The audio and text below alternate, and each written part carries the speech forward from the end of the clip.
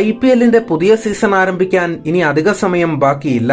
മറ്റന്നാൾ, അതായത് മാർച്ച് 22-ന് RCBയും CSKയും തമ്മിൽ ഏറ്റുമുട്ടുന്ന മത്സരത്തോടെ ടൂർണമെന്റ് ആരംഭിക്കും.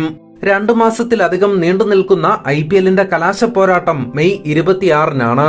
അതേസമയം ഇപ്പോഴിതാ ടീമിന്റെ പേരും ജേഴ്സിയും മാറ്റി ആരാധകരെ അമ്പരപ്പിച്ചിരിക്കുകയാണ് RCB.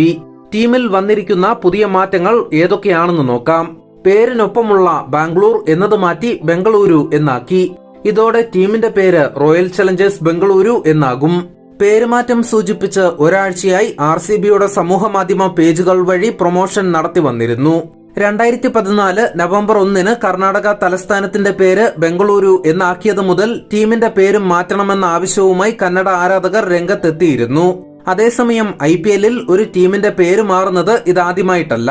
3 വർഷം മുമ്പ് കിങ്സ് 11 പഞ്ചാബ് കിങ്സ് ആയി മാറി. Delhi Daredevils Delhi Capitals ആയി. ഹൈദരാബാദ് ടീമും ഉടമകൾ മാറിയതിനു പിന്നാലെ ഡെക്കാൻ ചാർജേഴ്സ് എന്നത് മാറ്റി സൺറൈസേഴ്സ് ഹൈദരാബാദായി. ജേഴ്സിയിലേക്ക് വന്നാലും RCB ഇത്തവണ വലിയ മാറ്റമാണ് വരുത്തിയത്. ജേഴ്സിയിലെ ചുവപ്പും കറുപ്പും നിറത്തിലുള്ള കോമ്പിനേഷൻ മാറ്റി ചുവപ്പും കടുംനീല നിറവുമാക്കി. ഇന്നലെ വൈകുന്നേരം ചിന്നസ്വാമി സ്റ്റേഡിയത്തിൽ വെച്ച് നടന്ന ചടങ്ങിലാണ് പുതിയ ജേഴ്സിയും പേരും അവതരിപ്പിച്ചത്.